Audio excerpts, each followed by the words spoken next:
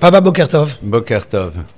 Alors déjà, ça me fait très plaisir de faire ce deuxième podcast qu'on enregistre. Et pour être très honnête, avec les retours que j'ai eus pour l'instant du premier podcast, qui sont absolument incroyables, je voulais te dire juste une chose. J'ai l'impression que les gens, au final, dans un monde dans lequel on a tellement créé de fake, de filtres, de construits, coupés dans tous les sens, je ne sais pas comment toi tu l'as ressenti, parce que tu m'as dit aussi que tu as eu beaucoup de retours, que les gens ils veulent quelque chose de vrai. Alors, ça serait pas sympathique de dire qu'ils veulent quelque chose de vrai, donc ce qui est proposé par ailleurs, c'est pas vrai. Je crois qu'en effet, on a besoin aujourd'hui un petit peu de parler sans filtre et d'exprimer véritablement ce qui se passe, ce qui se joue, et j'ai l'impression que c'est un petit peu ça ce qu'on va essayer de faire, en tout cas ensemble. C'est ça, c'est-à-dire au final avoir des réponses qui ne soient pas obligatoirement des réponses parce qu'on pense à moi, parce que je suis en train d'être observé, d'être regardé. On est dans un monde dans lequel il y a beaucoup de stratégies relationnelles, dans lequel on se pose la question de savoir quelle est la lecture que les gens auront de ma parole. Et donc très souvent, on risque de se retrouver à orienter une parole fonction de ce que l'on a envie comme réaction en face. Et je crois que c'est pas la bonne chose. C'est vrai, maintenant tu es d'accord que toi-même, en tant que Rav, il y a des discours que tu vas avoir en off, des discours que tu vas avoir plus officiels. Donc il y a une forme de barrière que tu as besoin de mettre en place. Alors, c'est vrai. Juste, rappelle-toi que vendredi soir, il y avait un cours entre jeunes, il n'y avait pas d'enregistrement, il n'y avait rien qui allait fuiter.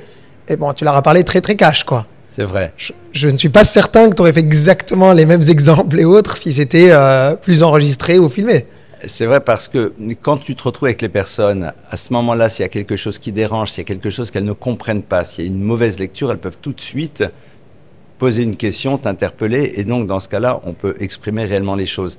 La difficulté, c'est que quand on propose une parole, mais sur laquelle il n'y aura pas cet aller-retour, alors là, il faut être un peu plus vigilant pour que les personnes n'aient pas une lecture inexacte des mots que l'on prononce. Et puis, il faut toujours recontextualiser les choses. Donc, c'est quelque chose qui est assez fin et qui demande une vigilance. C'est ça, c'est-à-dire qu'au final, sur les réseaux, on ne sait pas qui va te voir, comment il va te voir, est-ce qu'il va comprendre le cadre, l'idée, et surtout, il n'aura pas réellement la possibilité de te dire, mais réexpliquez-moi ce que vous voulez dire par là, quoi. Au-delà de ça, il ne faut pas oublier que les personnes peuvent à un moment couper et prendre qu'un morceau, et j'ai déjà vu, et ce morceau-là, si tu le coupes, en effet, il peut être complètement hallucinant, alors qu'en vérité, si tu as la totalité de la phrase, c'est pas du tout la même chose. Il y a une forme de prise de risque, mais en même temps, bon, on ne va pas devenir parano, mais je crois qu'en effet, cette notion d'exprimer réellement les choses, elle est fondamentale. Bon, puisqu'on parle d'exprimer ce matin réellement les choses, moi, en tant que deuxième sujet, il y a quelque chose qui me tient à cœur et je voulais qu'on en parle. Je voulais vraiment qu'on en parle parce que c'est un sujet plus que central aujourd'hui dans la communauté. On a une difficulté immense qui est un petit peu silencieuse parce que bon, c'est pas un malade hospitalisé en urgence, il faut de l'argent pour l'opération, ou un pauvre enfant qui a pas de quoi manger, mais c'est une souffrance qui est du même niveau. On a un vrai souci aujourd'hui par rapport au mariage dans la communauté. Alors d'abord, je ne suis pas d'accord, parce que tu dis dans la communauté, je pense que c'est un souci général. C'est tout l'enjeu de la rencontre, de la construction d'un couple, et qui, à mon avis, touche tout le monde. Tout le monde, on le voit dans tous les systèmes. Le monde entier. Évidemment, alors nous, on va réfléchir par rapport à la communauté, parce qu'il y a une relation de proximité, et puis il y a aussi peut-être une particularité sur laquelle on va devoir travailler, mais je crois qu'aujourd'hui, la problématique de la relation, du couple, de l'engagement et de tout ce qui va autour, elle est à tous les niveaux, dans tous les systèmes, dans toutes les sociétés. En tout cas, c'est la perception que j'en ai. Ouais, et surtout qu'au niveau couple et accompagnement de rencontres et autres, tu as une expérience de 2 mois et demi, c'est ça, dans le domaine? Plus ou moins. C'est ça. Et première question, comment quelqu'un comme toi, qui est sur le sujet depuis, je sais pas, 30 ans en plus, c'est quoi déjà ta perception par rapport à l'évolution de ce qu'il y avait avant, de ce qu'on a aujourd'hui, j'ai l'impression, si on va un peu plus loin, d'accord, et qu'on se dit, écoute, on va des dizaines ou centaines d'années en arrière, on vient quand même avec une tradition fondamentale du mariage, de la place prépondérante que ça va avoir, c'est un sujet plus que central, quoi. C'est pas comme bon, dans le judaïsme, écoute, à un moment, il faut se marier, c'est pas mal, Oui, quoi. oui et non, oui et non. Moi, je suis pas totalement d'accord parce qu'on a souvent une vision un peu fantasmée du passé. Or, on ne sait pas ce qui se passait dans le monde réel, au quotidien.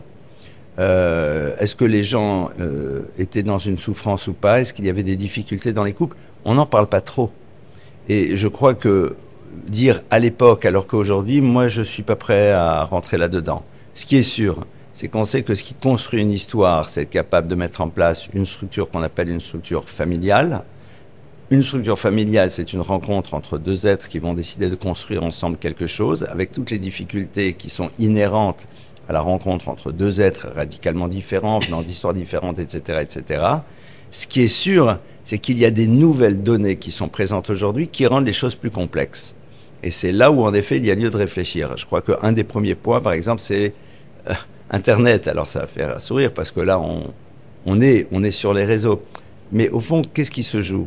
Internet nous a appris à obtenir ce que l'on désire très, très rapidement. Donc, la relation qu'il y a entre le désir et la réalisation de celui-ci, eh bien, elle est de plus en plus... ça va de plus en plus vite. Donc, s'habituer à construire dans le temps n'est plus quelque chose qui fait partie de notre modèle de fonctionnement. Et ça, c'est un des points sur lesquels, en effet, on va devoir travailler et réfléchir. Il y en a encore énormément d'autres, mais je ne suis pas pour les modèles comparatifs. Donc, déjà, qu'on soit clair, tu me dis qu'on ne peut pas non plus dire qu'à l'époque, tout était rose, tout allait bien, Exactement. tout était fluide. On n'en sait rien. Maintenant, j'imagine qu'il y a quand même une constatation de ta part qui, encore une fois, observe, accompagne, répond, conseille, enseigne sur ce sujet depuis des dizaines d'années par rapport au style de questions, ou en tout cas, ou de challenge auquel tu fais face. C'est vrai. Et peut-être que c'est un petit peu ça ce que tu voulais me dire par rapport à Internet et autres. Comment déjà tu vois l'évolution des questions auxquelles tu es confronté? Disons alors, ok, il y avait les problèmes de l'époque A, de l'époque B, de l'époque C, de l'époque D, etc. Quel doigt tu mettrais en tout cas sur le point? Okay, comment tu pointerais exactement le point qui, en tout cas, aujourd'hui, dans les questions que tu entends, a l'air de ressortir à toutes les occasions? Très difficile. Moi, je n'ai pas vraiment de réponse là-dessus. Très sincèrement, je n'ai pas de réponse parce que moi, ce que je constate, c'est que tout d'abord, il y a la problématique du choix. Est-ce qu'on est prêt à faire un choix? Est-ce qu'on est prêt à s'engager? Il y a la peur de l'échec. Aujourd'hui, quand on entend que beaucoup de personnes se séparent, il y a la peur de l'échec. Il y a le désir d'être sûr. Il y a aussi d'autres points, comme par exemple, je suis désolé, mais c'est quoi l'amour?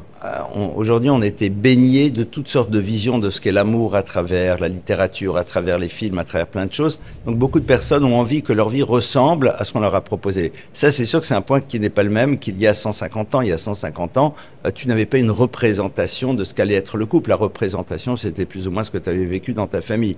Donc là, aujourd'hui, on a des images, on a des fantasmes. Il ne faut pas oublier aussi qu'il y a tout ce que les gens voient, la pornographie, plein de choses. Donc, il y a plein de choses qui sont ensemble, qui font que, mais qu'est-ce que j'ai envie, à quoi j'aspire, est-ce que l'autre va répondre vraiment à mes attentes?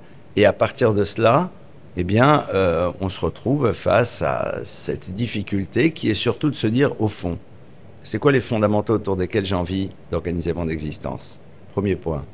Savoir que de toute façon, le conjoint idéal n'existe pas. Il peut le devenir éventuellement.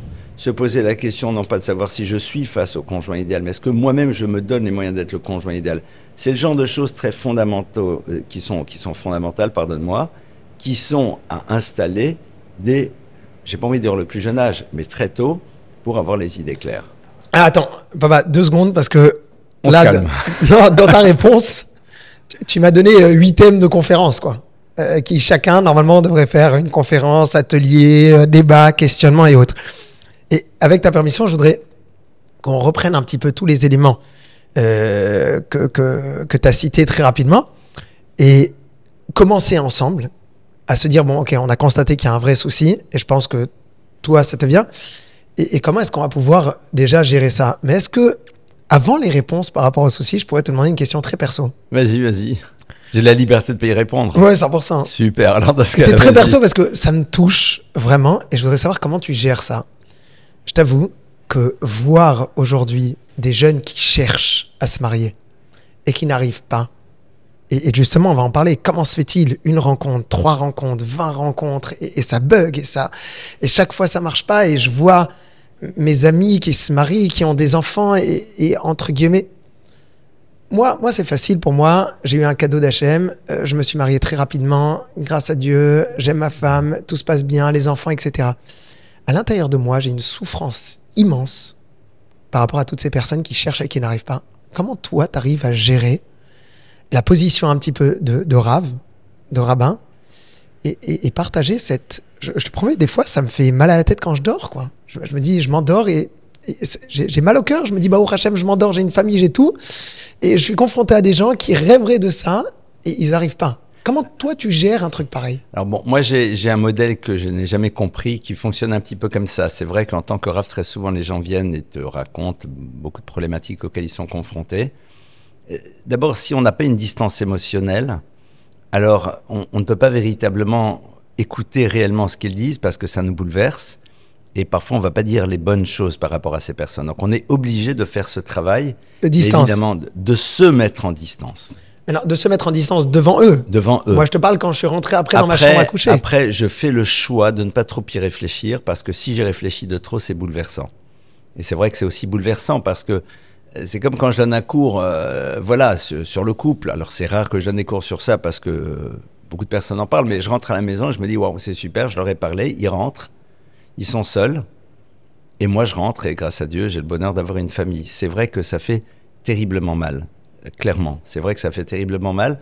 En même temps, on se dit, mais comment est-ce qu'on peut faire pour aider, pour donner les outils, et à partir de cela, leur donner les moyens de dépasser les difficultés qui sont les leurs, et de switcher et d'aller dans l'histoire qui doit être la leur. Ça, c'est en effet, mais c'est sûr que c'est bouleversant. Si je te comprends bien, un petit peu ta consolation, ou en tout cas les forces que tu vas puiser, c'est de se dire, bon, mais est-ce que moi, je fais le maximum de ce que je pourrais faire? J'essaye en tout cas d'essayer de leur donner des outils, surtout essayer de leur donner des outils pour qu'ils puissent en effet par la suite passer les étapes.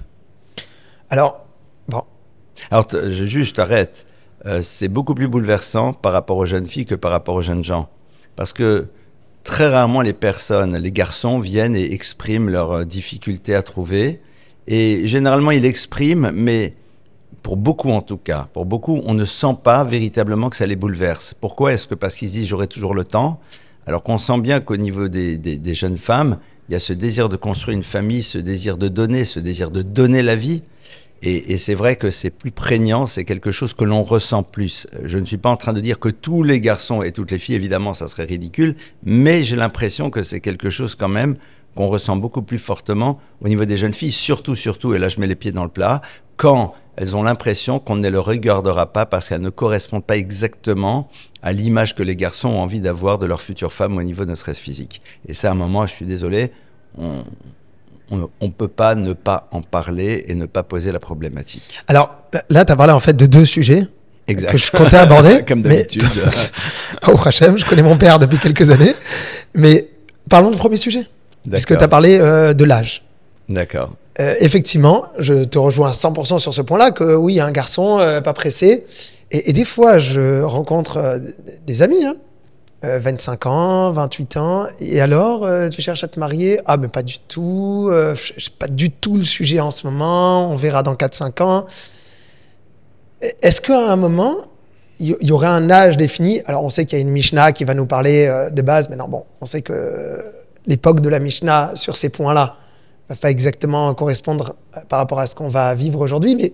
Attends, puisque le podcast est entendu de tout le monde, il faut que quand tu dises Mishnah, il faut que tu expliques à tous les auditrices et les auditeurs ce que ça veut dire.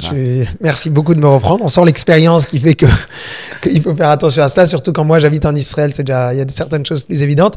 Donc, il y a des textes rabbiniques qui vont déjà nous parler à l'époque d'un âge de mariage. Exact. Maintenant, j'ai l'impression aujourd'hui, et comme tu le dis 100% quand je parle aux garçons, que quand je parle d'âge de mariage, si tu oses en parler quand tu n'as que 22 ans, 24 ans, mais attends 2 secondes, il faut que je fasse mes études, que j'ai une situation, que j'achète un appart, que je puisse faire un exit. Amen. Et après, tout ira bien. Et après, on réfléchira à se marier. Qu'est-ce qu'on peut dire aujourd'hui? Et bien évidemment, parallèlement à ça, déjà, ça se retrouve aussi chez les filles, qui souvent, en fait, on commence à réfléchir quand on a 28. Et après, 28-30, ça passe très vite. Et après, ça commence à être plus du stress. Parce qu'il y en a beaucoup qui étaient persuadés, j'appuie sur un bouton et ça marchera. Alors, sur ça, il y a beaucoup de choses. D'abord, il ne faut pas oublier quel est l'environnement familial dans lequel ils ont grandi. D'accord ? Aujourd'hui, on le voit par exemple au niveau des filles. On a vu tellement de femmes qui n'étaient pas dans le monde professionnel et qui, quelque part, en ont souffert. Et je peux le comprendre parce que souvent, elles étaient dépendantes économiquement de leurs époux et ça ne s'est pas toujours super bien passé. Qui veulent absolument, là je parle des filles d'abord, que leurs filles soient indépendantes financièrement, qu'elles puissent véritablement. Donc, il ne faut pas oublier qu'il y a cet élément qui joue. Ça, c'est déjà le premier point. Au niveau des garçons, concrètement... Toi, tu leur dirais quoi ? Je leur dirais, au fond, t'as raison, je comprends. Je te comprends parfaitement. Pourquoi tu as envie je sais pas si tu sais, enfin si tu le sais, il y a marqué dans le verset Tov la geverki isa olbinu rav ze olisha. Il est bon pour l'humain de prendre... Pour l'homme. Pour l'homme, oui, pour l'homme, pour le monsieur, de prendre sur lui un joug quand il est jeune, et on lui dit c'est quoi, c'est le joug de la femme. Tu vois là ce que je suis en train de dire, si quelqu'un s'amuse à couper, c'est une catastrophe. Alors ça veut dire les rabbins, les femmes sont des jougs, voilà, c'est une catastrophe. Ouais.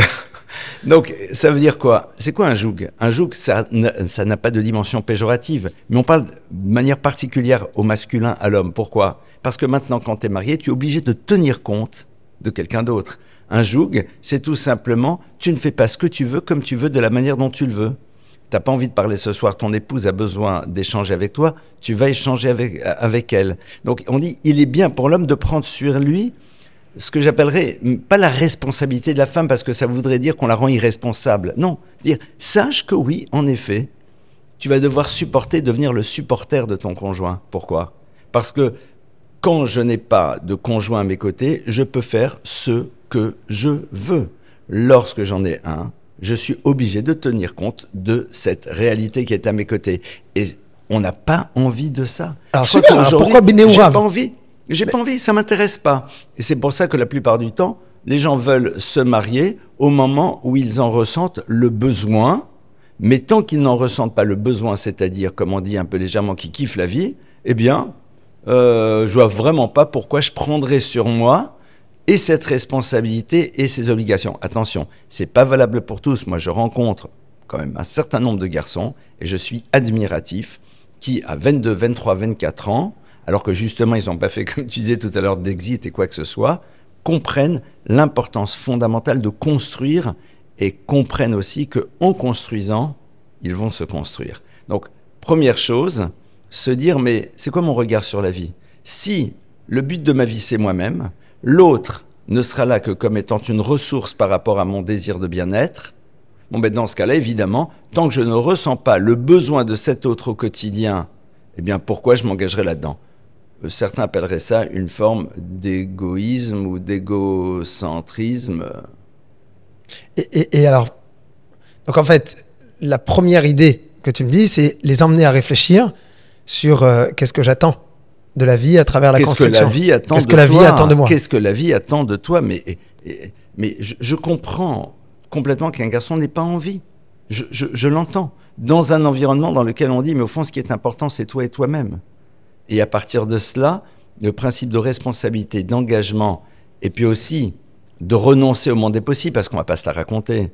L'immense majorité des garçons aujourd'hui vont avoir des relations qui ne sont pas juste des relations platoniques avant le mariage. Donc quelque part, à un moment, savoir qu'on va se focaliser, qu'on va construire une histoire avec une personne, j'entends qu'en effet, surtout si on est dans un environnement, c'est l'enjeu de l'environnement, c'est l'état d'esprit qui est autour qui joue un rôle aussi fondamental. Donc il y a un travail de pédagogie qui va amener à se poser la question, mais aujourd'hui, comment je pense ma vie?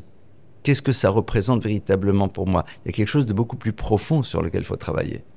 Alors, déjà, ce que je retiens comme première idée que tu me donnes là maintenant, c'est réfléchir à ce que la vie attend de moi. Ça serait une première étape.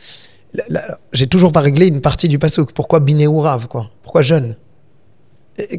Pourquoi est-ce qu'au final, se demander cette question, ça a besoin d'être plus dans les 22-24 que dans les 38-42, quoi? Parce que tout simplement, tu t'habitues à une situation. On voit très bien que plus on avance, plus on s'habitue à vivre dans une forme de célibat sympathique, moins on a envie, comme on dit vulgairement, de se prendre la tête. Hein. Moi, je le vois de manière impressionnante. Et c'est normal, c'est humain.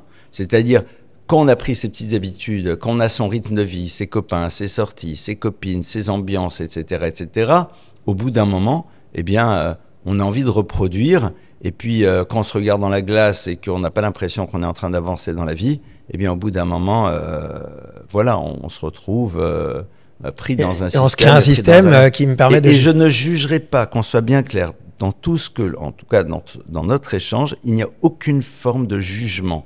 D'accord ? Il y a juste une réflexion sur une constatation, qu'est-ce qui se passe, et à partir de cela, quels sont les éléments qu'on peut proposer pour essayer de faire bouger les choses.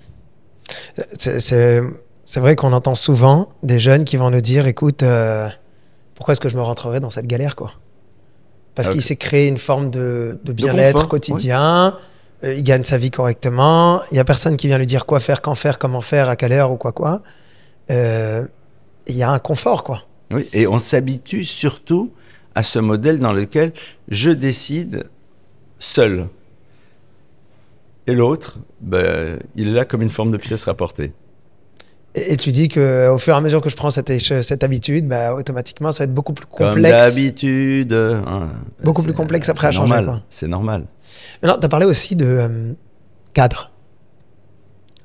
Est-ce qu'un des conseils, ça serait de traîner plus? Parce que, bon, naturellement parlant,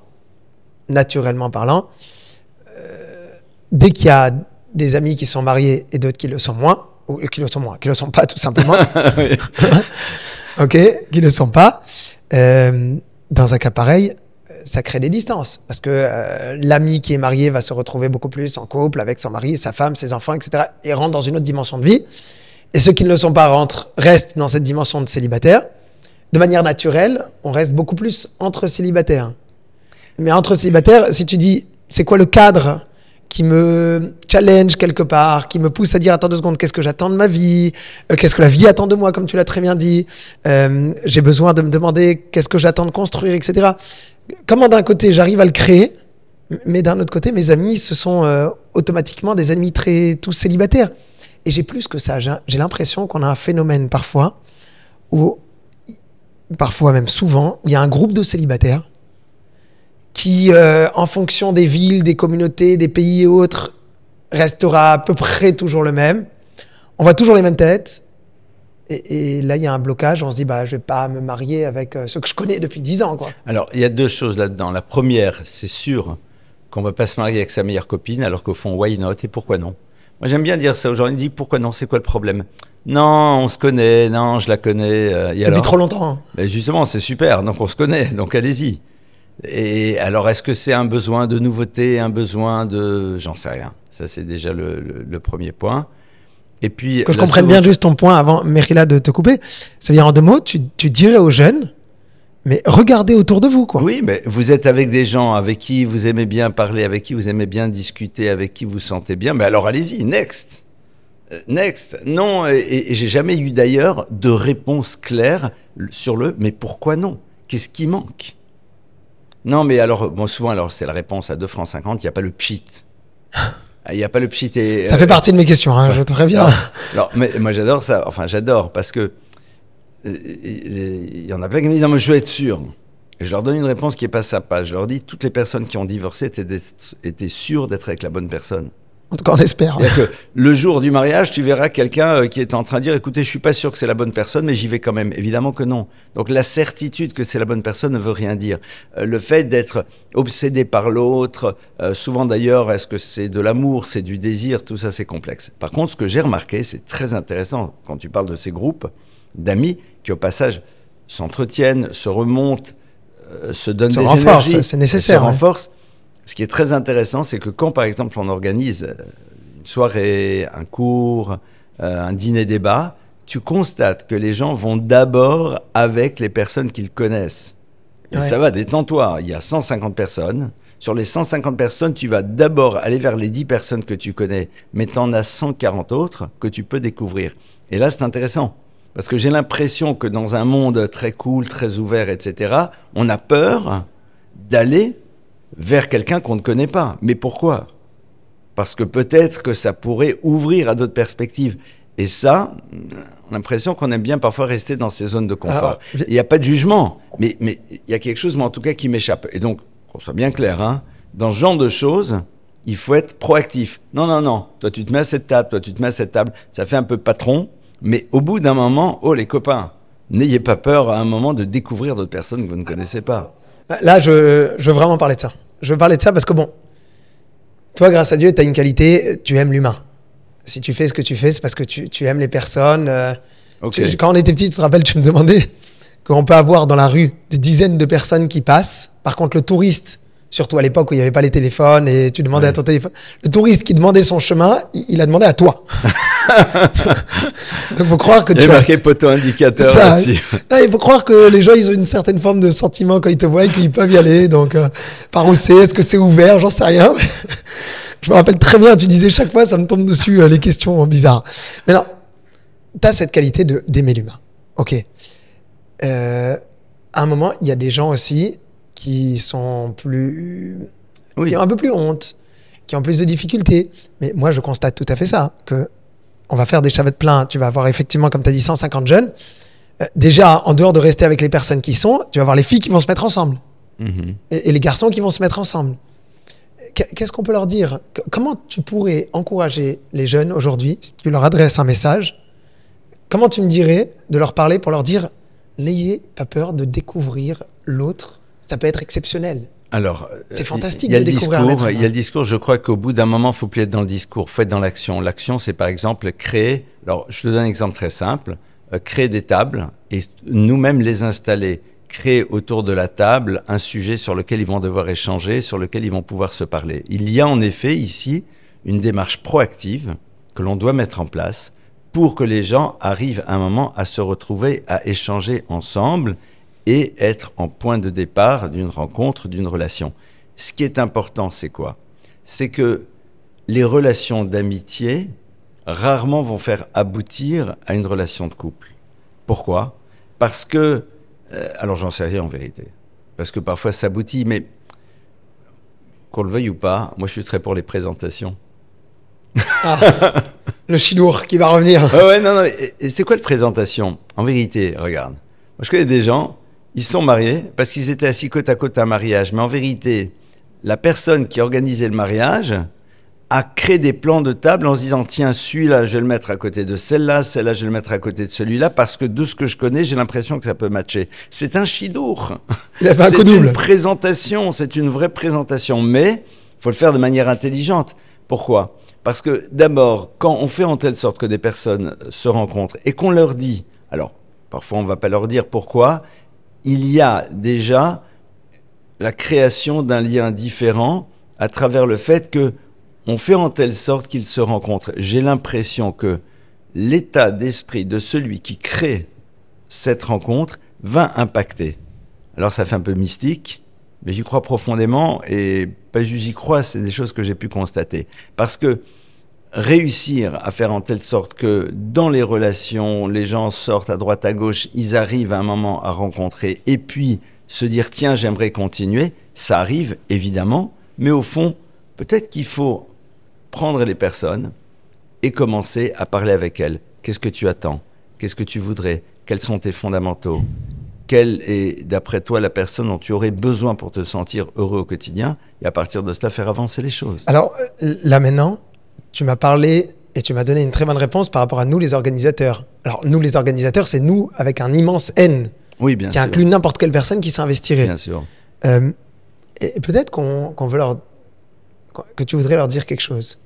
Moi, je sais pas, je dis souvent, arrêtez de penser, les amis, que ce problème de mariage, quoi, dans la communauté, va être réglé par les rabbins ou les responsables communautaires.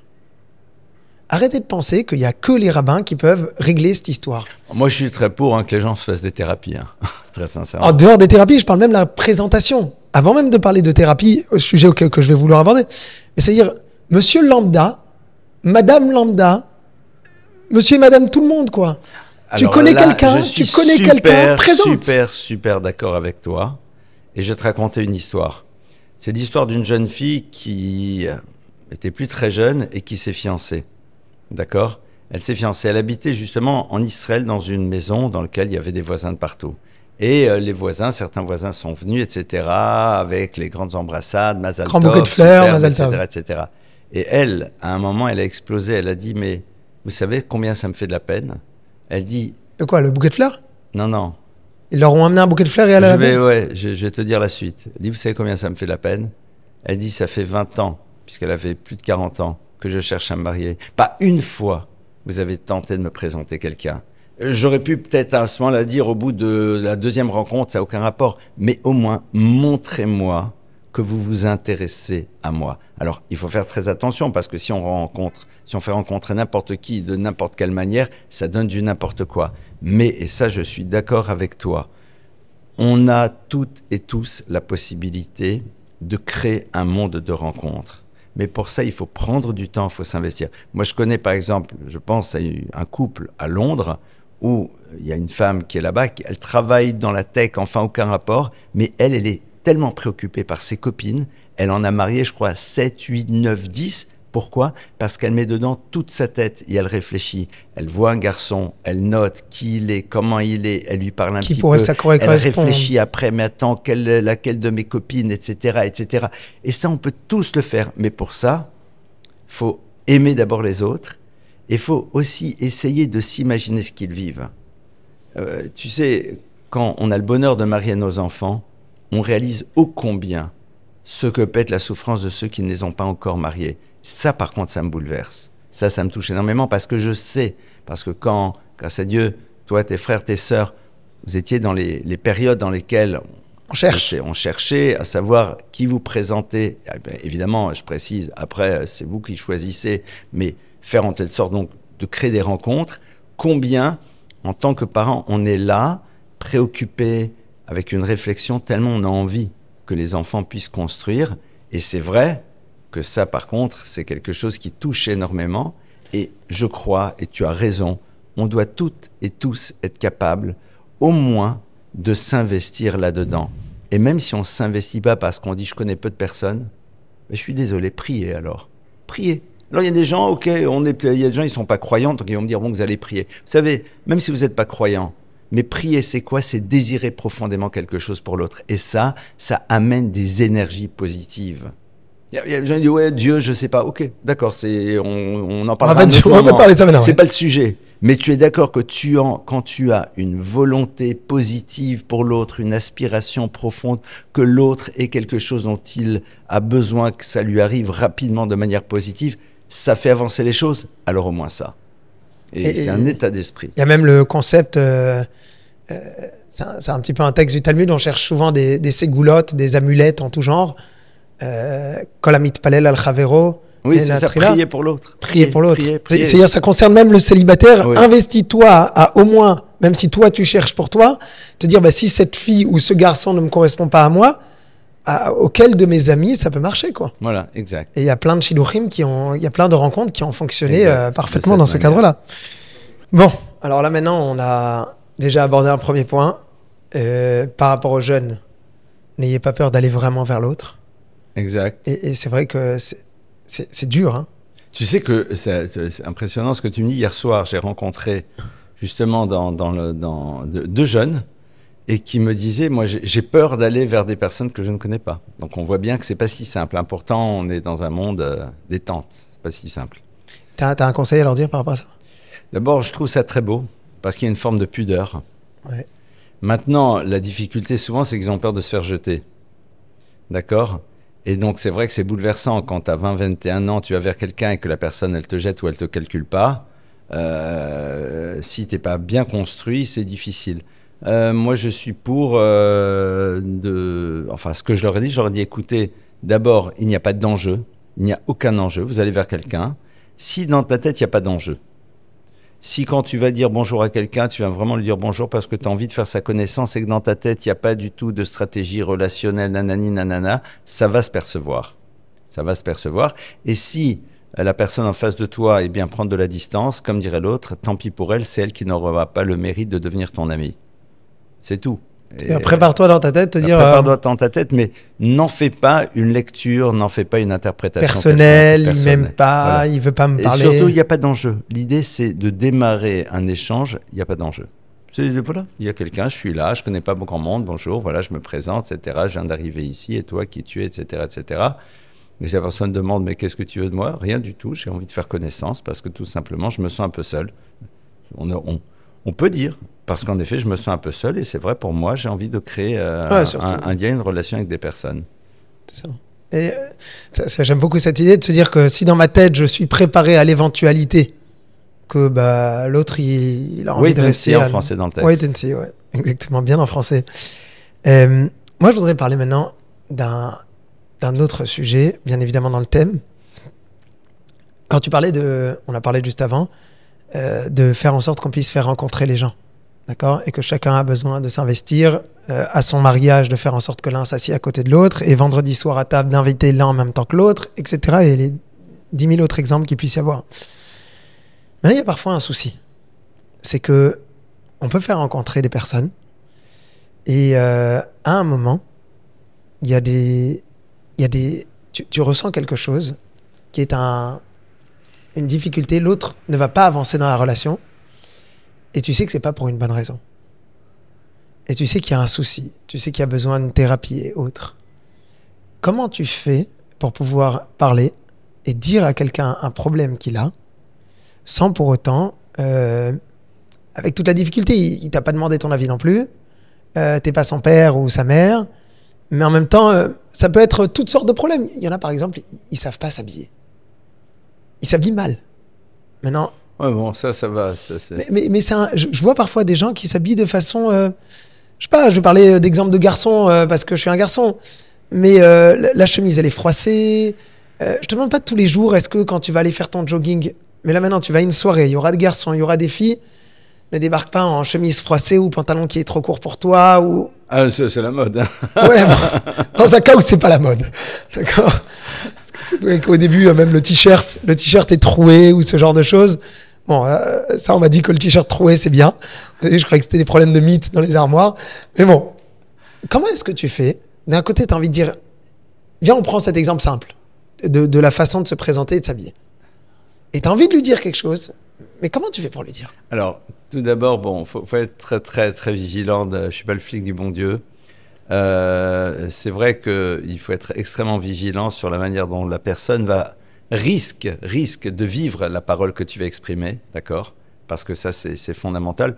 Je pense que si c'est dit avec beaucoup de bienveillance, si c'est exprimé avec gentillesse, après, c'est un problème de choix de mots. Faut dire à la personne, écoute, je peux me permettre, alors si tu es un garçon, tu dis, écoute, si je peux me permettre, je suis désolé, alors c'est peut-être moi qui ai une mauvaise lecture, qui suis un peu vieux jeu, mais tu vois, hein, j'ai l'impression qu'aujourd'hui, les filles, elles regardent quand même pas mal au niveau du look, même si en effet, on va dire que c'est pas ça qui est essentiel.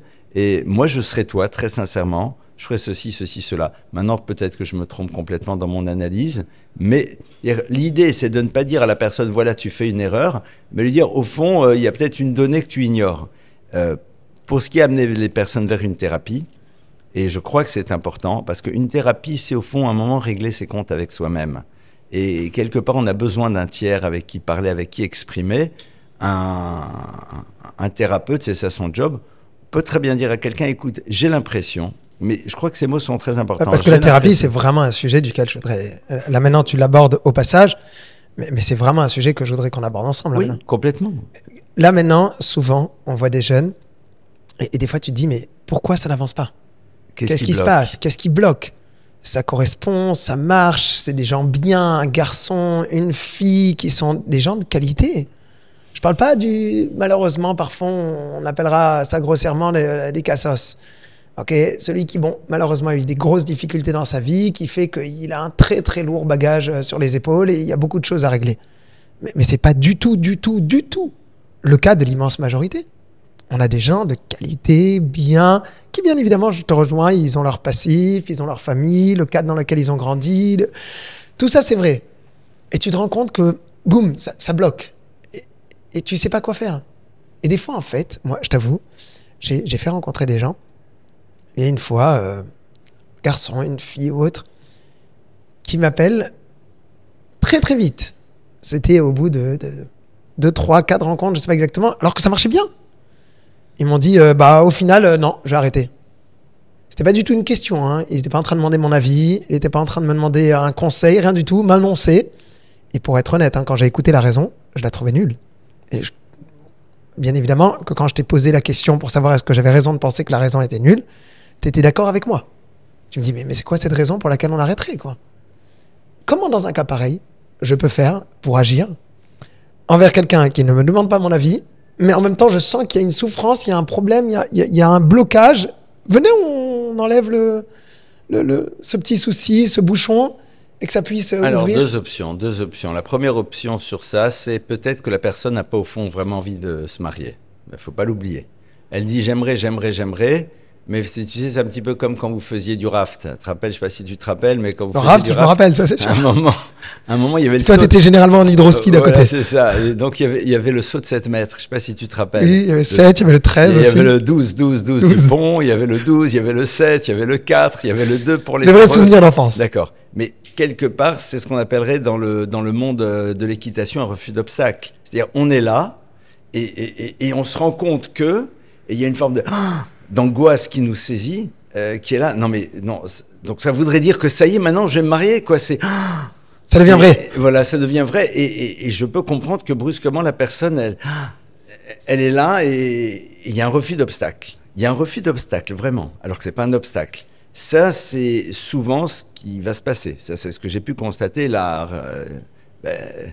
Le podcast, il va passer quand il passera, mais au jour d'aujourd'hui, ce soir, je sais que je vais être à un mariage dans lequel j'ai eu le privilège, la chance, la joie d'échanger avec le jeune homme qui, à un moment, était aussi en train de se créer dans la tête des idées pour la raison pour laquelle ça n'allait pas marcher. Et on a juste parlé. Je ne cherche pas à convaincre. Je lui ai dit, j'entends, essayons de réfléchir ensemble. Et au bout d'un moment, il a dit, mais c'est vrai, au fond, ce que je vous dis n'a pas de sens. Et donc, à partir de cela, il a pu avancer. Et après, j'ai eu le bonheur d'avoir quelqu'un qui m'a appelé en me disant « Je vous remercie » parce que, à travers l'échange qu'on a eu, à un moment, j'ai compris que je m'enfermais moi-même dans quelque chose, mais qu'au plus profond de moi-même, j'avais envie de construire avec cette jeune fille. Ça, c'est donc un premier point. Après, il y a la démarche en thérapie. Il faut bien comprendre qu'une démarche en thérapie, c'est aujourd'hui quelque chose qui peut énormément apporter dans la mesure où on est avec quelqu'un qui connaît son métier. Pourquoi ? Alors déjà, juste dès que tu me dis le mot thérapie, ça fait peur. Oui, est-ce que je suis malade mental ? Mais non, pas du tout. Une thérapie, il faut être capable de faire dans notre vie. À un moment, on a besoin d'avoir... C'est pas quand on est interné en psychiatrie, quoi. Non, mais moi, je sais, on peut par rapport à soi-même, à un moment... se dire, attends, il y a quelque chose que je ne comprends pas dans mon mode de fonctionnement. Moi, je l'ai vu par rapport à moi. Je ne vais pas rentrer dans les détails de ma vie, mais à un moment, tu te dis, attends, mais... Pourquoi je fonctionne comme ça ? C'est bizarre. Et quand tu vas voir quelqu'un d'extérieur, eh bien, la personne va t'aider avec bienveillance à décrypter. Et à un moment, tu dis, ah tiens, voilà, j'ai compris. Et à partir de cela, on peut avancer. Le thérapeute, il est là pour nous aider à mieux comprendre quels sont les ressorts qui sont à l'intérieur de nous et qui créent parfois des éléments de blocage. On n'en a pas tous besoin, évidemment, mais s'il y a une récurrence, c'est-à-dire, personne dit, voilà, je rencontre une personne, 2 personnes, 3 personnes, et chaque fois, non, il faut bien que je règle. J'arrive même pas à aller à la rencontre. Il y a quelque chose qui se passe, mais il faut aussi avoir un regard très amoureux sur soi-même. C'est-à-dire, je suis quelqu'un de bien, je suis quelqu'un de super, mais il y a un élément qui crée une difficulté. Mazal Tov, bienvenue au club des gens normaux. Et donc, à partir de cela, je vais me faire aider d'un tiers qui n'aura aucune forme de jugement sur moi pour mieux comprendre ce qui se passe à l'intérieur de moi et à partir de cela, passer. Un grand classique, un enfant qui a vécu dans un couple, dans une famille dans laquelle le couple des parents était en tension, inconsciemment, il n'a pas envie de revivre cela. Et je le comprends. Et je l'entends. Et donc, à partir de ce moment-là, pour lui s'engager, c'est créer une histoire de couple. Et créer une histoire de couple, ça le renvoie à une histoire dans laquelle il a souffert enfant, de voir même la souffrance de ses parents. Alors, vous allez me dire que les gens vont me dire que c'est très basique comme lecture, mais elle en fait partie. Et à un moment, quand je comprends et qu'on me dit... Mais au fond, ton histoire, elle sera radicalement autre parce que c'est toi qui vas la construire justement, parce que tu vas te préparer, parce que les choses, elles sont différentes. Tu as dit un petit mot en plus, un thérapeute qui connaît son métier. Tu Oui. voulais dire quoi par ça ? Alors là, bon, je vais me faire fusiller, mais c'est pas grave. Il y a plein de thérapeutes aujourd'hui qui s'intitulent protéger autant que je peux, hein. mais qui sont thérapeutes comme moi, je suis contrebassiste, d'accord? Ça veut dire, à un moment, moi, il y a un grand principe. Tu sais jouer de la musique. Voilà, je fais un peu de musique, mais pas de la contrebasse, c'est sûr. Regarde, demain, allez, on va se le souhaiter, on a gagné à l'euro-million, Mazal Tov. Je te garantis que je n'irai pas voir quelqu'un qui fait sa pub en disant qu'il est spécialiste en placement financier si j'ai pas vu que ce bonhomme, ou cette dame d'ailleurs, un homme comme une femme, a fait au moins 4 ou 5 ou 6 années d'études, qu'il a une expérience. Pourquoi? C'est de l'argent. C'est important, n'est-ce pas? C'est la même chose. Ton couple, c'est important. Ta vie, c'est important. Va vers des personnes qui sont qualifiées. Je n'invalide pas les individus qui ont des formations parfois extrêmement rapides et qui font des choses, et parfois certaines personnes sont douées et amènent. Seulement, et ça c'est un grand principe, quand je parle de cela, je ne remets pas en cause la personne. Les gens sont tous charmants, sont tous adorables, et je pense que beaucoup de personnes font les choses avec vraiment cœur et avec envie d'aider. Il n'y a aucun problème. Mais il faut être sûr que la personne connaît bien son job, ne serait-ce qu'un point. Est-ce que le thérapeute a une supervision? Or, une supervision, c'est fondamental. Beaucoup de personnes aujourd'hui font cela, n'ont pas de supervision. Je ne veux pas aller vers ce sujet qui est un sujet supervision, en tant que tu veux dire par quelqu'un qui vérifie ce que le thérapeute fait. Oui, on va voir régulièrement. Moi-même, par exemple, beaucoup de gens disent « Est-ce que vous pouvez nous aider ?» Je dis non, ce n'est pas mon job. Je ne suis pas thérapeute, je n'ai pas fait d'études dans ce domaine. Je peux donner des cours, je peux en effet partager une réflexion. Parfois, je peux recevoir une personne pour l'amener à aller vers quelqu'un, parce que parfois les personnes ont besoin d'entendre une parole un peu symbolique pour aller vers ailleurs, mais, et c'est là où il faut aller vers des personnes qui ont une réelle expérience, et évidemment, à partir de ça, franchir l'étape.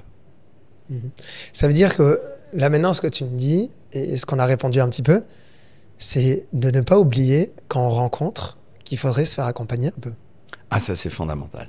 Alors ça va faire hurler beaucoup de personnes, parce que où est l'amour, où est le romantisme, où est-ce que tu veux, oui. Évidemment. Alors moi je suis pas obligé. C'est pas naturel, c'est pas venu tout seul. Non. Alors attention, qu'on soit bien clair, il y a plein de personnes qui se rencontrent, qui construisent leur histoire et au fur et à mesure vont s'engager, vont se marier, vont faire des couples incroyablement beaux et merveilleux. J'ai aucun problème. Mais quand on se rend compte qu'il y a des petites choses qui ne vont pas dans l'échange, parfois avoir une personne extérieure peut nous aider. Je vais te raconter une histoire vraie et qui a eu lieu. Toutes les histoires sont vraies, certaines ont eu lieu, d'autres n'ont pas eu lieu. Celle-là, elle est vraie, elle a eu lieu. C'est un garçon qui rencontre une fille, comme ça ils se sont rencontrés, etc.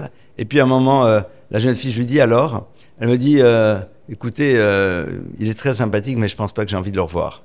Alors bon, moi je lui demande pas de se justifier, je lui dis bon, j'entends évidemment, mais est-ce qu'il y a une raison particulière? Qu'est-ce qui s'est passé? Est-ce qu'il y a une raison particulière? Et elle me dit oui, c'est quelqu'un qui n'est pas du tout élégant et qui fait pas attention à l'autre. Je lui dis ah, je comprends. Je lui dis c'est sûr certain que s'il fonctionne comme ça, je comprends parfaitement que vous n'avez pas envie d'avancer. Je lui dis mais enfin, je lui dis c'est curieux parce que j'avais pas l'impression. Je connais le garçon. Elle me dit oui, l'autre soir on était ensemble à l'extérieur, etc. Minuit et demi, on termine. Et lui, ni me propose de me raccompagner, ni même ne me commande un Uber. Alors, c'est pas pour l'argent, mais juste, voilà, je sais pas, une jeune fille, le soir, minuit et demi. Toute seule. Je lui dis, ah, je comprends. Et donc, moi, après, je lui dis, ouais, je comprends.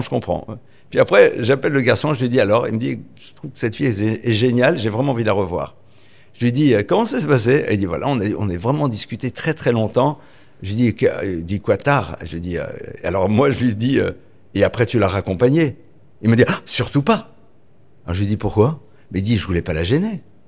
Je lui dis je vous raccompagne. Je lui dis mais commandez? Non mais il dit mais si je commande un Uber, je suis obligé de lui demander son adresse. J'avais peur qu'elle se sente mal. Donc elle a commandé, je suis resté à côté d'elle jusqu'au moment où le Uber est truc. Mais j'allais pas quand même.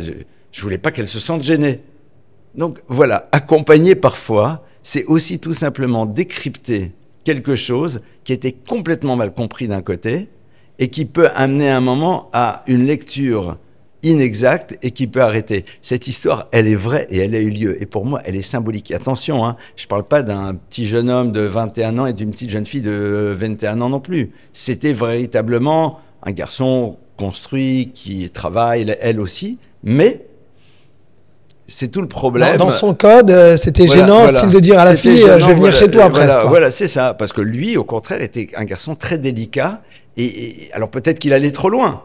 On est bien d'accord, c'est pas parce que tu raccompagnes une jeune fille. On dit pas qu'il y en a un qui avait raison ou tort. Voilà, mais qui ne sont pas compris du tout. Ils sont pas du tout compris du tout. Et parfois, la personne extérieure est là pour aider à décrypter et à faire en telle sorte que la mauvaise interprétation qu'on a pu faire d'une posture, d'une situation, de ce que tu veux, ne soit pas un élément bloquant. Après, bien sûr, ils doivent voir s'ils vont s'entendre ensemble.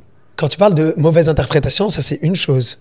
Maintenant, parfois, il y a peut-être une bonne interprétation, qui est peut-être juste, mais c'est pas une raison pour arrêter, quoi. Ah, ça, c'est la question de savoir est-ce que c'est fondamental ou pas. Et je donne un exemple très simple. Et pour ce point-là aussi, on aurait besoin de gens qui accompagnent. Imagine, voilà un garçon qui est pas du tout sensible à l'art. D'accord. Mais lui, bon, voilà, des peintures. C'est bien, parce que quand on fait un podcast dans une galerie d'art, au moins. Il n'est pas sensible. Ça, c'est pas quelque chose qui crée un écho chez lui. Ok. Face à une jeune fille qui aime bien. Ok, alors, on n'ira pas voir des expos ensemble, tout ira bien. Est-ce que ce dont on a besoin pour se sentir bien au quotidien est présent? Et je crois que, à un moment, et je suis désolé, ça fait pas très romantique, mais il faut se poser, se dire de quoi j'ai besoin pour me sentir bien au quotidien dans la relation avec l'autre. Et chacun va prendre le temps d'y réfléchir.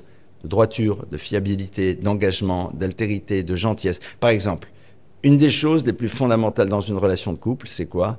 C'est la capacité de dire à l'autre « j'ai eu tort » et non pas lui dire « tu as raison ». J'ai eu tort, c'est reconnaître à un moment qu'on peut se tromper. Donc faire preuve d'une certaine souplesse. C'est quoi la différence entre les deux, dans ce que l'autre entend? Parce que... J'ai eu tort, t'as eu raison. T'as raison, ok, mais... J'ai pas vraiment tort, mais mon égo il reste. C'est un peu difficile d'accepter de se dire au fond je me suis trompé. Mais voilà, il y a quelques petites choses quand même sur lesquelles il faut voir si ces éléments fondamentaux dont on a besoin pour nous sont présents chez l'autre. Alors ça c'est hyper important ce que tu me dis. Oui. Ça veut dire en deux mots que tu conseilles à chacun de prendre un petit peu sa feuille. Oui. Et une feuille blanche avec un stylo et de se poser. Tranquille. Et de se dire, c'est quoi ce qui est fondamental? Me connaissant. Alors, il y a plusieurs choses. Il y a tout d'abord, quels sont les fondamentaux? Tu es d'accord que dans tous les couples, on va se disputer un jour? A priori, c'est comme ça que ça s'est toujours passé. D'accord. Maintenant, si la dispute, c'est sur les fondamentaux, là, c'est un problème. Moi, je me suis jamais disputé avec mon épouse, donc avec maman, sur est-ce qu'on garde le Shabbat? Est-ce qu'on mange cachère? Comment on éduque les enfants? C'est-à-dire, sur ça, parce que ce sont des fondamentaux qui sont clairs pour nous deux. Après, les disputes, c'est pourquoi tu es obligé de me ramener ça? Normal, quoi. Donc, non. Et puis après, on essaye les travaille, on les améliore. On travaille ensemble. Ça aussi, se dire, voilà, quels sont les fondamentaux sur lesquels il ne doit pas y avoir de dispute parce qu'on est clair là-dessus. Alors moi, j'ai parlé évidemment de fondamentaux au niveau d'un engagement au quotidien dans une pratique. Alors, je peux mettre les pieds dans le plat? Le cadre, oui, vas-y. Et donc, s'il y en a un qui est écrit dans ses fondamentaux, et je prendrai l'exemple d'un garçon ou d'une fille, monsieur garçon écrit dans ses fondamentaux, il faut que madame soit top modèle, mannequin, Miss Monde, ou que madame dise qu'il faut obligatoirement, dans les fondamentaux, que monsieur soit beau gosse, riche et attentionné. Bon, attentionné, je vais laisser de côté. Beau gosse, riche. Alors, why not? C'est un fondamental, il te dit c'est nécessaire. Pour moi, j'arrive pas. Très bien. Alors, d'abord, je vais juste rappeler aux garçons que Miss Monde, elle est regardée pas que par lui, mais par les autres. Or, très souvent, un garçon qui veut Miss Monde, il veut Miss Monde, mais le jour où elle devient Miss Monde, il veut qu'il n'y ait plus personne qui la regarde, mais que tout le monde le voit lui, en disant, waouh, il est super, vous avez vu à côté de qui il est, mais il faut surtout pas la regarder, mais la regarder suffit. Oh, bah, c'est du n'importe quoi. D'accord?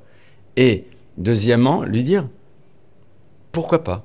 Moi, quelqu'un qui me dit ça, je dis pourquoi pas? Je dis, je comprends que ta femme, tu as besoin qu'elle te plaise. Maintenant, est-ce que c'est un objet d'exposition? Il faut le lui dire juste. Et à un moment, je ne peux pas penser à la place des autres. Quelqu'un qui a décidé que pour lui c'était fondamental, par contre, je peux l'amener à réfléchir, qu'est-ce que ça représente pour lui? Qu'est-ce que ça veut dire? Alors, ça veut dire qu'aujourd'hui, on est d'accord que ça fait partie des vrais soucis. Des vrais soucis, puisqu'on est entre garçons, donc on va parler côté garçon. Je sais que je peux présenter des filles à des garçons. Alors, ils vont me le dire très poliment, très gentiment. C'est pas mon style, tu vois. Oui, c'est pas mon style. C'est pas mon style, en deux mots, je la trouve moche. Ouais. Maintenant, je sais pas, quoi. Je sais pas, il y a des filles qui sont très belles, très tout ce qu'il faut, comme il faut. ne me dis pas que, voilà quoi, elle est pas moche cette fille. Alors, ça vient d'où cette histoire et comment on va régler? Ça vient des réseaux sociaux? Je ne sais pas. Ça, je ne sais pas. D'abord, je suis pas là pour dire c'est de la faute à A, B, C, D ou W parce que ça sert à rien. Généralement, il faut pas oublier que souvent, et c'est un peu dur ce que je vais dire, s'il s'agissait juste, d'une relation éphémère, la fille en face ne lui aurait pas déplu. Qu'on soit clair. C'est-à-dire, on va passer un petit week-end ensemble, je ne sais trop où. Bon, ça peut être sympa, d'accord? Mais dans la projection que j'ai de ma femme idéale, alors là, ça n'irait pas. Sur ça, moi, à un moment, je peux pas penser à la place de l'autre. Je veux dire, qu'on a un problème là maintenant aujourd'hui, qui vient à cause des réseaux. Écoute, qu'on soit bien clair. Moi, je considère, et je dis rarement moi je, d'accord? Donc quand je dis moi je considère, c'est-à-dire que c'est Elie Lemel qui considère, mais peut-être que on va me dire c'est pas du tout comme ça qu'il veut voir les choses. À un moment, nos énergies sont limitées. On ne peut pas s'investir avec des personnes que j'aime, que je respecte, qui sont des êtres humains, enfin c'est-à-dire, mais qui eux-mêmes s'enferment. Je préfère d'abord aller vers quelqu'un qui, en effet, ne s'est pas enfermé dans un système et qui aimerait, mais qui pour l'instant n'y accède pas. Il y a ce qu'on appelle, j'ai pas envie de dire une gestion de priorité, parce que personne n'est prioritaire par rapport à personne, mais dans un cas, j'ai une forme de problème poids, à régler, de poids de 2 tonnes, et je le comprends, je l'entends, c'est-à-dire, j'en sais rien. Mais il faut d'abord que j'enlève ça, que je le dépose et après on va aller. Et l'autre, il a déjà mis un poids mais qui vaut plus de tonnes, c'est juste 20 kilos. C'est plus la même chose. Donc là-dessus, et c'est toute la problématique, c'est peut-être presque ce qu'on retrouve en médecine d'urgence.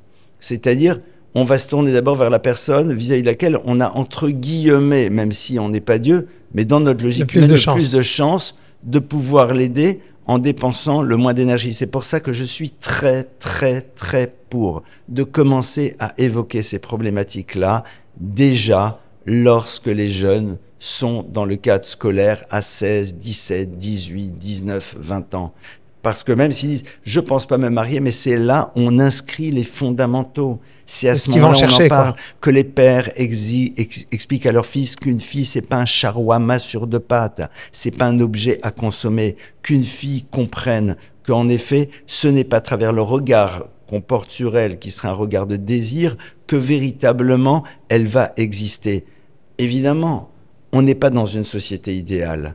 Personne d'entre nous n'est idéal, on a tous nos moments difficiles, nos hauts, nos bas, nos erreurs, etc. Mais si déjà on commence à poser ça, dire vous savez, voilà ce que c'est une fille, voilà ce que c'est un garçon, qu'on commence déjà à les habituer à cette notion de respect, qui n'est pas simple à mettre en place, qui n'est pas simple. Et moi j'en parle de ça parce que je pense que j'aurais dû le faire depuis longtemps dans les univers dans lesquels je suis, etc., etc. Et tu aurais dû aborder ça plus tôt, quoi. Ah, complètement. D'ailleurs, moi, je me vois parler il y a quelques années et je me vois parler maintenant. J'ai changé. La vie, les expériences, beaucoup de choses m'ont amené à repenser mon rapport aux choses. Mais ça, je crois que si on... Et puis, à un moment, leur permettre aussi à ces jeunes de parler, d'exprimer ce qui se passe à l'intérieur de... la relation qu'ils ont au désir, la relation qu'ils ont à leur équilibre, etc., pour leur donner les moyens d'aller plus rapidement vers quelque chose qu'ils vont pouvoir construire. Et ça, c'est quelque chose, je pense, sur lequel il faudrait qu'on puisse travailler de la manière la plus vaste, la plus large, dans le monde que l'on appelle religieux, avec ses erreurs, avec ses manquements, avec rien n'est parfait, nulle part. Mais ce qui est intéressant, c'est que parfois, on va amener à réfléchir sur des choses auxquelles on ne réfléchit pas suffisamment tôt. Et peut-être que ça, c'est une piste de travail. Donc, si je comprends bien en fait ce que tu viens de me dire, c'est qu'il y a certains sujets sur lesquels il y a un travail très, très lourd, quoi, au final. Important, pas lourd. Difficile. Non, mais on a pris quand même l'exemple du bois. On se demande qui sont mes parents. Et parfois, emmener à une réflexion qui soit un peu indirecte qu'est-ce que ça veut dire chez toi, pourquoi est-ce que ça prend tellement d'importance, qu'est-ce que ça exprime, c'est peut-être une manière, en tout cas, de jeter une bouée de sauvetage et de dire attrape, et ça va peut-être t'emmener quelque part. Tout à l'heure, tu as dit aussi que tu voyais tout à fait un enfant qui pourrait avoir une grande peur au moment de la rencontre, parce qu'il a vécu dans un cadre dans lequel ses parents étaient en tension permanente et qu'il n'a pas envie de reproduire cela, ou en tout cas de se retrouver à nouveau confronté à cela.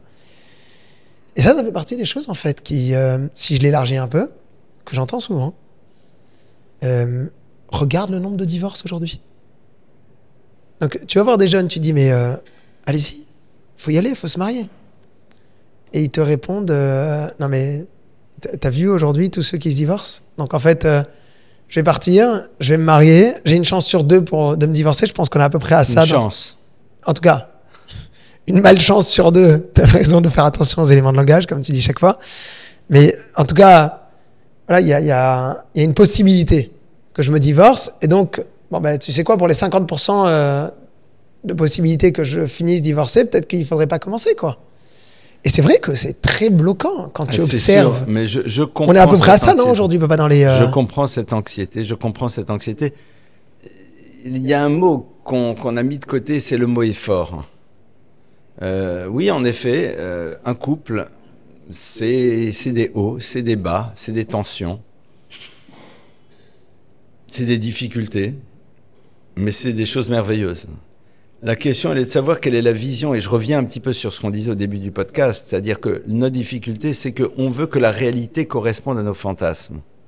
On a une projection et on voudrait que ça se passe comme ça. On s'est imaginé que ça allait être. Et dès le moment où ça se passe pas comme ça veut dire que c'est fichu. Alors que la difficulté, c'est le point de départ vers quelque chose qui va nous amener vers le haut. Maintenant, sur ça, c'est une vision beaucoup plus vaste de la relation que l'on a au monde qui nous entoure. C'est-à-dire, comment est-ce qu'on voit la notion d'effort? Comment est-ce qu'on voit la notion de difficulté? Et puis surtout, très souvent, ce qui intervient, c'est les copains, les copines, les beaux-parents, les gens viennent, interviennent, disent, parlent, enfin, on a parfois, mais vraiment du n'importe quoi, Et de nouveau, je juge pas, les gens veulent bien faire, ils ont envie d'apporter, ou alors ça se passe pas exactement comme on voudrait, alors ça veut dire que plus rien ne va. Un truc tout bête, mais fondamental. Est-ce que les gens s'habituent à voir d'abord ce qui va? C'est-à-dire, moi je me rappelle un jour, il y a un couple qui vient me voir, donc comme je l'ai dit, je ne suis pas thérapeute, mais parfois je vais les recevoir une fois pour les orienter. Et je me rappelle plus si c'est l'homme ou la femme qui me dit, voilà ce qui s'est passé. Alors, c'était pas génial, mais c'était pas dramatique, c'était pas 3 tentatives de meurtre. Ok. Et donc elle me dit, vous vous rendez compte, voilà, ceci, cela, et je dis à la personne, je me rappelle plus si c'est l'homme ou la femme, je dis, ah vous avez raison, il faut divorcer. Alors l'autre est un peu estomaqué parce qu'il s'attendait à ce que le barbu, le rabbin, ils disent, non, surtout pas, etc. Non, vous avez raison, il faut divorcer. Et j'entends la personne à ce moment-là me dire, ah oui, non mais par ailleurs, je dis, votre conjoint des qualités, peut-être qu'on en parle aussi. C'est intéressant. C'est-à-dire, évidemment, vous n'avez, et on n'a pas à dire aux gens s'ils doivent ou ils ne doivent pas divorcer. Clairement, sans aucune ambiguïté. Et s'ils doivent ou pas se marier? Les conseilleurs ne sont pas payeurs. La même chose pour est-ce qu'ils doivent se marier ou pas? Exactement, c'est la même chose. Parfois, la personne a besoin d'un petit coup de pouce pour s'engager, mais au fond, elle n'attend que ça. C'est comme si, bon, je veux y aller, mais... S'il te plaît, pousse-moi. Aide-moi, mais je veux. Je l'ai ressenti parfois, et il faut que ça soit des personnes qu'on connaisse bien, mais je ne vais pas lui dire, marie-toi. Je vais dire, au fond, ouais, t'as raison, au fond, arrête. Ah non, quoi, non. Je dis, bah alors, bon, c'est assez intéressant. Mais, ce qui est sûr, c'est que dans les problématiques qui existent, c'est que les personnes ne voient pas d'abord ce qui va. Donc c'est sûr que si tu arrives en te focalisant sur ce qui ne va pas, ben je comprends qu'au bout d'un moment, tu n'as qu'une envie de te lever et de partir. Et ça, c'est un état d'esprit générationnel. Regarde, aujourd'hui, on nous montre ce qui ne va pas systématiquement. Donc les gens s'habituent à cela. Et là, il y a un vrai travail à faire. Parce que ça aiderait les personnes, face aux difficultés qu'elles rencontreront dans la relation, de se focaliser sur les points qui vont, et ces points qui vont permettront de diluer les éléments dysfonctionnels pour être dans la continuité d'une relation et après travailler sur eux. C'est-à-dire, tu dis quelque part, commence par regarder les 50% de couples qui marchent. Voilà. Hein. Est-ce que tu voudrais peut-être aussi dire que ceux qui ont un couple qui fonctionne bien, grâce à Dieu, ont besoin quelque part, alors le terme est difficile, de l'exposer pas du tout dans le sens bas de gamme, etc. Mais quelque part de montrer, guys, it's possible, we can make it. On peut y arriver. Oui, bien sûr. Mais je crois que c'est pas... Alors, d'abord, ça peut être dans des conversations. Moi, je constate que quand tu parles à des personnes, qu'on échange, et quand tu dis « Ah, mais je me rappelle quand moi aussi un jour je me suis énervé », moi je me rappelle la première fois que j'ai dit ça dans un cours, je me rappelle le jour où je me suis très énervé sur ma femme, les gens m'ont regardé, quoi, vous alors vous, Laurent Blumel, qui donnait des cours sur la colère, etc. Maintenant, alors déjà, ça remet les choses à un niveau, d'accord? Et donc, d'identification? Pas d'identification, surtout pas. Alors? Pardonne-moi, surtout pas. Mais déjà, ça veut dire que si chez moi ça se passe, mais que chez lui ça se passe, ça veut dire que, ok, c'est pas une catastrophe. C'est comme les parents d'ados qui arrivent en disant mon ado m'en a dit, je leur dis Mazal Tov, bienvenue au club.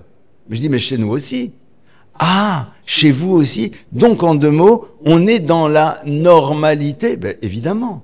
Alors avec des variations. Donc déjà, les gens ont besoin de se rassurer, de savoir que les problématiques auxquelles ils sont confrontés, ça fait partie des problématiques auxquelles l'immense majorité des gens sont confrontés. C'est comme le même principe. Si maintenant, on regardait ce qui se passe dans mon cerveau et dans le cerveau de plein de personnes, on serait tous très rassurés. Ça veut dire qu'on a tous à un moment des idées qui sont plus ou moins les mêmes dans des problématiques, etc. On travaille dessus.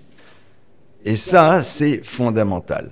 Maintenant, le danger qu'il y a de présenter le couple qui a l'air d'être parfait, c'est que les gens disent « Ah, je veux le même, je veux la même ».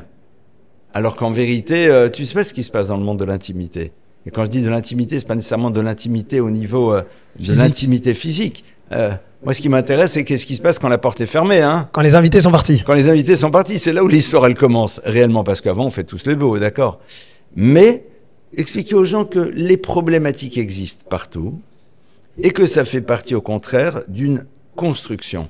Et à partir de cela, ça permet d'avancer. On est un peu sorti de notre sujet, hein, parce que notre sujet, c'est le célibataire, mais c'est vrai que tu as dit le célibataire peut avoir peur parce qu'il dit je vois beaucoup de ruptures, je vois beaucoup de divorces et il faut pas oublier de leur expliquer ça, il faut le dire. Beaucoup de couples qui divorcent aujourd'hui n'ont jamais été mariés. Wow. Tu veux dire quoi par ça? Mais parce que tout simplement ils n'ont pas encore compris ce que c'est le mariage. C'est quoi le mariage? Comme on l'a vu Nisouim, prendre sur soi. C'est se préoccuper de ce que je vais apporter à l'autre et non pas de ce que l'autre va pouvoir m'apporter. Il y a beaucoup de personnes, elles pensent avoir été mariées et à un moment elles disent on divorce. Mais je dis mais tu vas pas divorcer, tu n'as jamais été marié parce que tu t'es jamais donné les moyens de réfléchir. C'est quoi un couple? C'est quoi construire une histoire commune? T'étais en belle coloc, quoi. Et voilà, exactement. Et le jour où avec la coloc ça se passe mal, eh bien on change de coloc. Voilà, exactement. Je ne peux pas leur en vouloir parce qu'il y a des modèles qu'ils ont vus. Films, télé, livres, comme nous tous d'ailleurs. Et à aucun moment, ils ne se sont interrogés, mais c'est quoi, au fond, construire un couple? C'est quoi construire un couple? Et construire un couple, c'est un engagement, c'est un effort, et beaucoup de personnes disent « je n'ai pas envie de faire d'efforts ».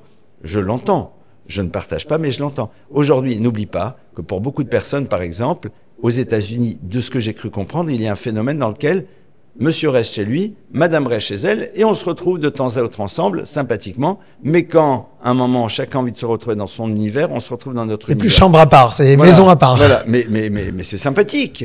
C'est-à-dire, en deux mots, on ne partage que les moments sympathiques, et dès le moment où, voilà, chacun est dans son histoire, chacun est dans son histoire. C'est une vision, mais qui crée un état d'esprit. Je dis pas qu'elle est bonne, qu'elle est mauvaise.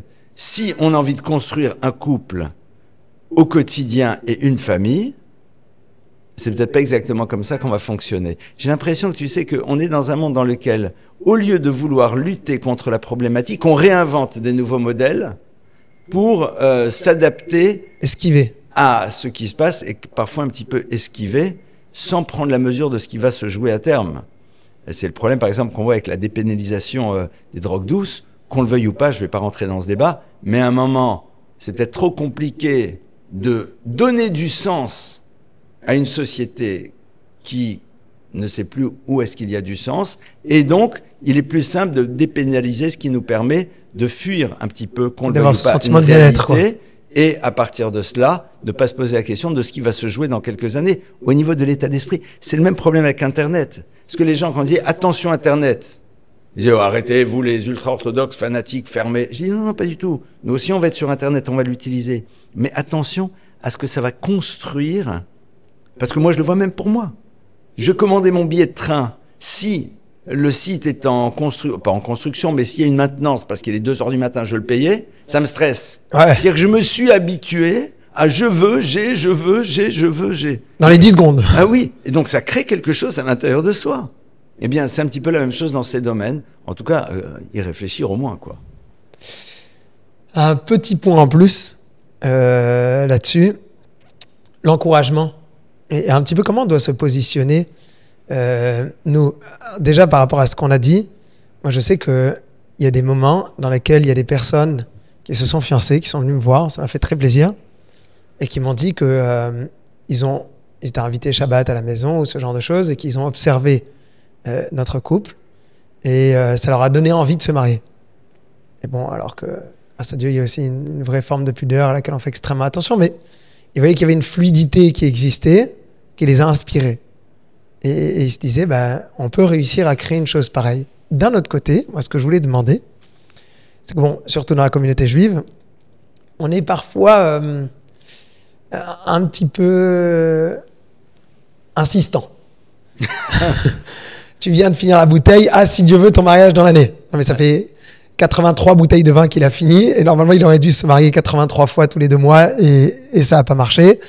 C'est toi le prochain. Et la même chose au niveau des parents. Moi, souvent, j'ai des parents qui, pas du tout dans un monde orthodoxe ou pas, ou religieux ou pas. Mais bon, puisque tous les parents veulent le bien de leurs enfants et ils ont envie que leurs enfants se marient. Une fille à marier. Et tu sens que, comme tu en as parlé tout à l'heure, de ce sentiment et de cette difficulté de voir, comment tu pourrais conseiller par rapport à cet équilibre entre, d'un côté, ne pas vouloir être trop intrusif, et d'un autre côté, vouloir aider.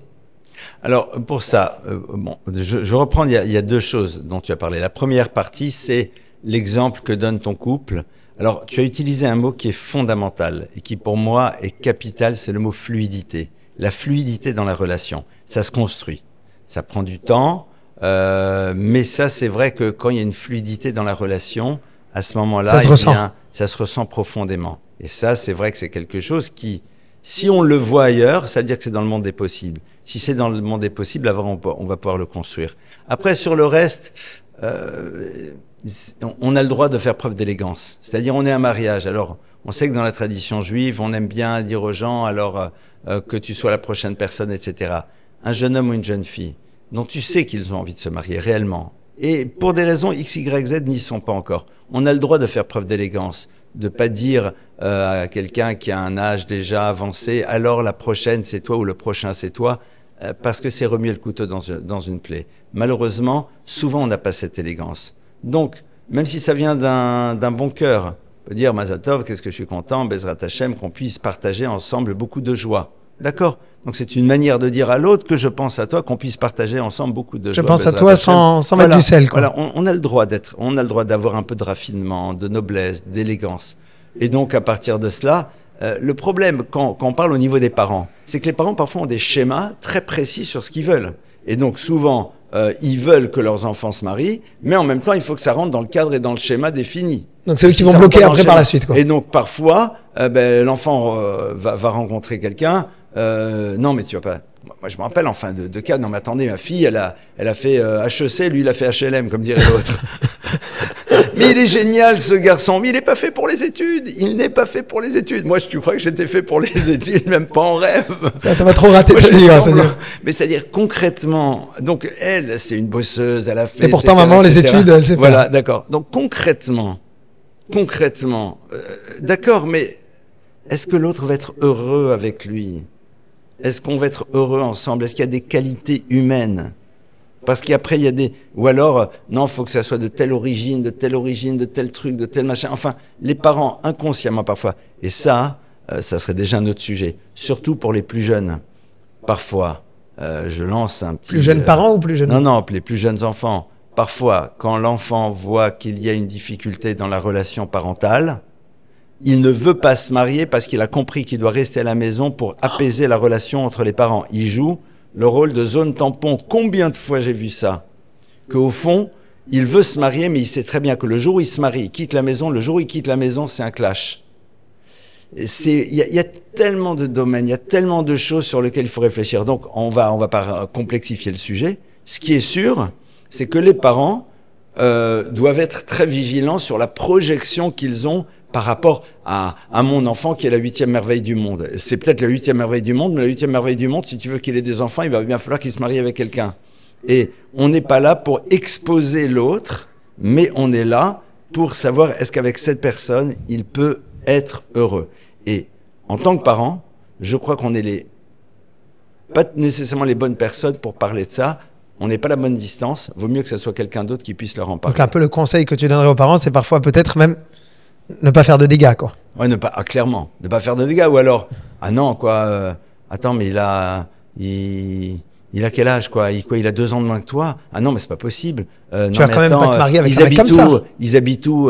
À quoi? Que dans le 93? Voilà. Non, mais attends, ben oui, ben c'est pas important pour moi. Bien sûr, on préférerait tous un plus pareil. Et ça, parfois, les parents figent et enferment. Et leurs propres enfants. Leurs propres enfants. Et ça, de nouveau, et j'insiste fortement, je ne condamne pas Al tadin et traverchat galim como, ce qui veut dire ne juge jamais l'autre tant que t'es pas à sa place. Donc je ne condamne pas d'une quelconque manière, je ne suis pas dans un jugement. J'essaye juste d'exposer les problématiques qui peuvent être là.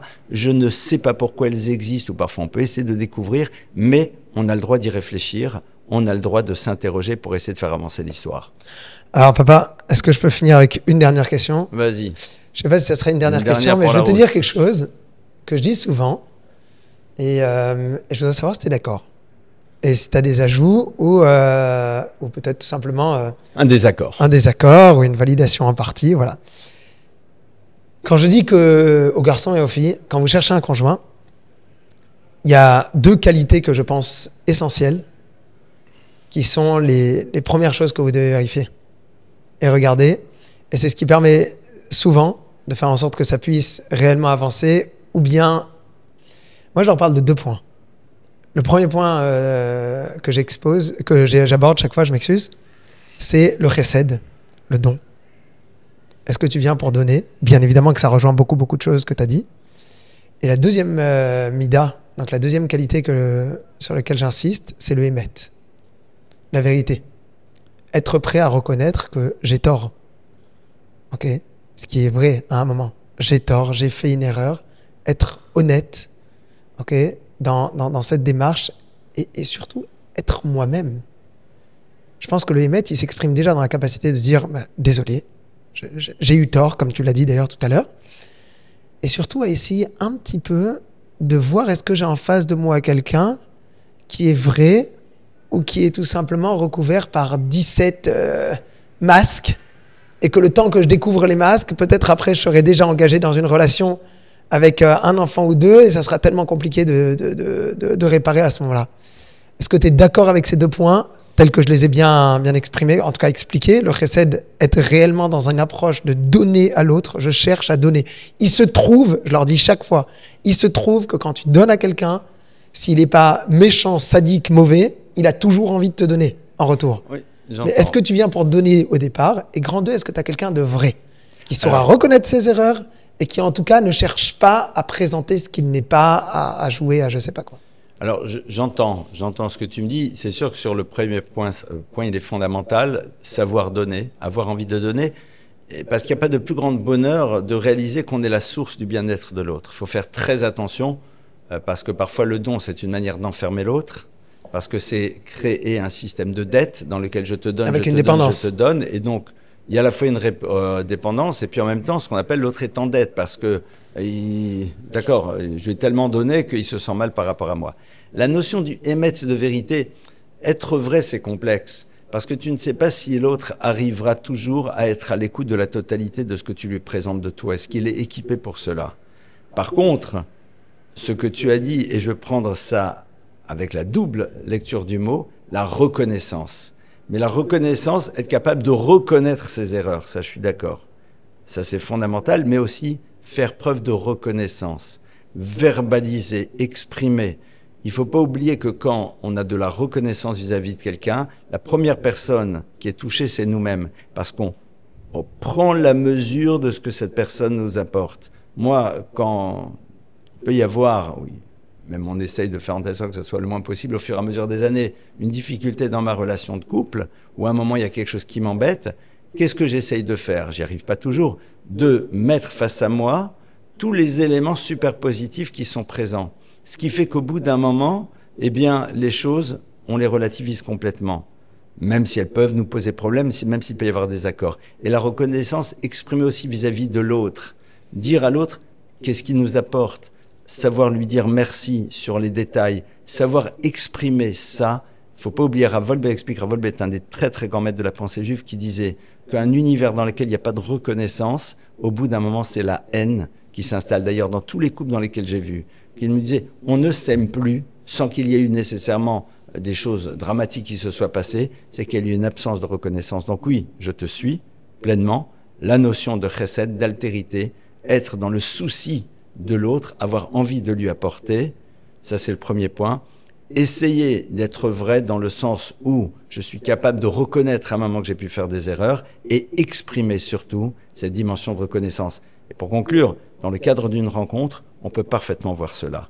On peut voir en effet quelqu'un qui est intéressé par notre point de vue, quelqu'un qui est capable de dire « tiens, je ne voyais pas les choses de cette manière », quelqu'un qui est capable de dire merci aux univers qu'il traverse et de quelqu'un dont on sent que ce qui l'intéresse, c'est de découvrir comment il pourrait nous faire plaisir, non pas pour s'approprier la relation, mais parce qu'au fond, ça fait partie de sa nature profonde.